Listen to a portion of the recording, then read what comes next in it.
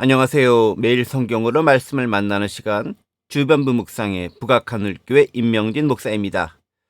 세상은 참 생각대로 사라지지도 또 공의와 정의대로 움직여지지도 않는 것 같습니다. 이럴 때 어떻게 살아야 할까요? 오늘 본문은 마태복음 10장 16절에서 23절까지의 말씀입니다. 지혜와 순결의 역설적인 의미에 대해서 함께 생각해 보도록 하겠습니다. 먼저 본문 말씀 제가 읽어보겠습니다. 보라, 내가 너희를 보냄이 양을 이리 가운데로 보냄과 같도다. 그러므로 너희는 뱀같이 지혜롭고 비둘기같이 순결하라. 사람들을 삼가라. 그들이 너희를 공회에 넘겨주겠고 그들의 회당에서 채찍질하리라. 또 너희가 나로 말미암아 총독들과 임금들 앞에 끌려가리니 이는 그들과 이방인들에게 증거가 되게 하려 하심이라. 너희를 넘겨줄 때에 어떻게 또는 무엇을 말할까 염려하지 말라. 그때 너희에게 할 말을 주시리니 말하는 이는 너희가 아니라 너희 속에서 말씀하시는 이 곧 너희 아버지의 성령이시니라. 장차 형제가 형제를 아버지가 자식을 죽는 데에 내주며 자식들이 부모를 대적하여 죽게 하리라. 또 너희가 내 이름으로 말미암아 모든 사람에게 미움을 받을 것이나 끝까지 견디는 자는 구원을 얻으리라.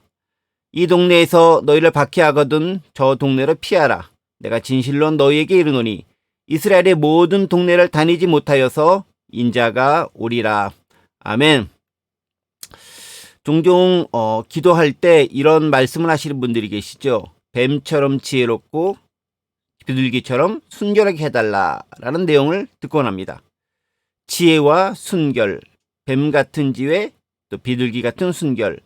일면 잘 어울리는 단어처럼 보이지만 현 시대를 살아감에 있어서 사실 이 두 단어는 모순이 될 수도 있는 단어입니다. 순결하면서 지혜로워야 된다. 잘못 생각하면요, 이거 장난하나? 라고 느껴질 수도 있습니다. 보통 순결이라고 하면요, 좀 어리숙하게 보이거나 뭔가 속이 환히 들여다 보이기에 상대방이나 적에게 나의 약점이나 허점마저 다 노출하기 쉽다, 또 쉬운 상태를 의미하는 그런 느낌을 줍니다. 게다가 순결을 수식하는 단어가 뭡니까? 비둘기처럼입니다. 평화의 상징인 비둘기, 한없이 온순해 보이는 이미지가 비둘기 아닙니까? 최소한 평화의 상징인 비둘기이기 때문에 폭력이 연상되지는 않습니다. 자, 그렇다면 지혜는 어떨까요? 지혜라는 말 그 자체는 매우 중립적이지만 기독교인들에게 있어서 그 지혜를 수식하는 단어, 즉 뱀은 그리 반갑거나 긍정적으로 다가오는 그런 단어가 아닙니다. 보통 뱀하면 지혜롭다기보다는 교활하다라는 쪽에 조금 더 익숙한 것 같습니다. 아마 아담과 하와의 타락이 뱀의 유혹으로 말미암은 결과가 아닌가 그렇게 생각이 됩니다. 자, 그렇다면 이 모순되게 보이는 이 두 단어 지혜와 순결이 어떻게 연결이 될 수 있을까요? 본문을 중심으로 조금 생각해 보도록 할게요. 먼저 본문 16절을 보겠습니다. 보라, 내가 너희를 보냄이 양을 이리 가운데로 보냄과 같도다. 그러므로 너희는 뱀같이 지혜롭고 비둘기같이 순결하라. 지혜와 순결을 언급함에 앞서서 상황을 먼저 설명하고 있습니다. 제자들을 세상에 파송하는 것이 마치 양을 이리 가운데 보냄과 같다라고 말씀하고 계시죠. 이리는요, 호시탐탐 양을 어떻게 잡아먹을까를 노리는 존재들입니다. 그렇게 자신을 잡아먹을 자들이 득실거리는 곳, 세상이죠. 그것으로 양이 나가야 하는 것이죠. 원래 양은요, 일이나 늑대로부터 보호를 받아야 할 존재입니다. 좋은 목자는 양을 그들로부터 보호하고 쉴만한 곳과 푸른 초장으로 인도해서 그들이 안정과 평안을 누리도록, 그리고 풍성한 먹거리를 즐기도록 만들 책임이 있습니다. 자, 그런데 그 양을 이리 가운데 내보내다니요. 그 자체가 이미 엄청 위험을 떠안고 있는 상황입니다. 그게 우리 제대로 된 믿음의 사람들이 살아가는 세상과 사회의 현실이라는 얘기죠. 제대로 된 순수한 기독교인을 잡아먹는 곳, 그리고 그 세상에 잡아먹히는 곳, 그것이 바로 기독교인들이고 세상의 본질인 것입니다. 그렇습니다. 엄청 순수하고 연약하여 목자가 없으면 앞으로 한 발자국 내딛는 것조차 조심스러울 수밖에 없는 힘없는 존재인 양, 그들이 바로 세상 속에 나가야 하고 살아야 하고 더 나아가 세상에 복음을 전해야 할 사명을 가지고 있는 존재들입니다. 이 무슨 기구한 운명의 장난입니까? 야속한 명령입니까? 나는 그냥 좋은 데서 풀이나 뜯고 물만 마시면 좋을 것인데 이리가 가득한 세상에 나가라고 하다니요. 정말 속상합니다. 근데요, 그게 또 우리의 사명이라는 거 아닙니까? 이건 합당하느냐 안 하느냐, 기분이 좋으냐 안 좋으냐, 그런 문제가 아니죠. 주님이 우리에게 주신 명령입니다. 땅끝까지 복음을 전할 책임 우리가 가지고 있죠. 그냥 해야 하는 겁니다. 그래서 우리에게 필요한 것이 뭘까요? 바로 지혜와 순결입니다. 양은 양인데 세상에 나갈 때는 뱀 같은 지혜를 가진 양, 비둘기 같은 순결함을 가진 양, 그런 존재가 되어야 한다라는 것이죠. 자, 그러면 뱀같이 지혜로워야 한다는 의미는 무엇일까요? 이어지는 17절을 보면 좀 설명해 주는 것 같습니다. 읽어볼게요. 사람들을 삼가라. 그들이 너희를 공회에 넘겨주겠고 그들의 회당에서 채찍질하리라. 그렇습니다. 지혜의 가장 첫 번째 것은요, 사람들을 삼가는 것입니다. 주의하고 조심하는 것이요. be aware라는 단어를 쓰고 있습니다. 왜 그럴까요? 그들이 제자들을 공회로 끌고 가고 회당에서 채찍질할 것이기 때문에 그렇습니다. 세상은 그렇게 순수하거나 세상은 그렇게 만만하지 않습니다. 복음을 전하면 쉽고 우호적으로 이렇게 좋은 것 주셔서 감사합니다 라고 받아들이는 사람 거의 없습니다. 그런 사람도 일부 있겠지만 대다수는 그렇지 않습니다. 반대로 호시탐탐 잡아 죽일 것을 노립니다. 그래서 지혜는요, 첫 번째는 조심하는 겁니다. 주의하는 겁니다. 하지만 그런다고 해서 상황이 급격히 나아지지는 않습니다. 여전히 심한 박해 상황에서 복음을 전하다 보면 잡힐 수밖에 없죠. 잡히면 뭔가 변론을 해야 하지 않겠습니까?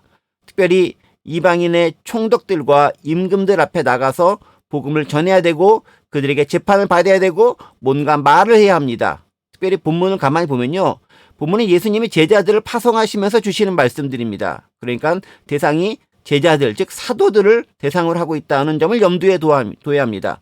그들은 실제로 이방인의 법정에 서서 복음을 전하고 말씀을 전하고 또 그들에게 그리스도를 변론하기도 했습니다. 그때 뭐라고 해야 될까요? 19절, 20절에서 이야기합니다. 너희를 넘겨줄 때에 어떻게 또는 무엇을 말할까 염려하지 말라. 그때 너희에게 할 말을 주시리니 말하는 이는 너희가 아니라 너희 속에서 말씀하시는 이 곧 너희 아버지의 성령이시니라. 아멘. 여기서 아멘이 나오죠. 저는 무엇을 먹고 마시고 입을까만 염려하지 말라는 말씀만 주로 마태복음에서 봤는데 여기 보니 무엇을 말할까도 염려하지 말라라는 말씀이 있습니다. 얼마나 감사한지요. 근데 왜 그렇습니까?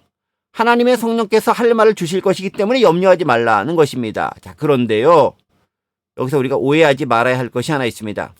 아무것도 모르는 상태에서 그냥 성령께서 갑자기 입에 내가 할 말 넣어주신다라고 생각하면 오해일 수 있다는 것이죠. 성경을 기록한 사도들이 예수님에 대한 체험고 말씀의 들음도 없이 그냥 갑자기 성경을 썼다고 생각하십니까? 천만에요. 그렇지 않습니다.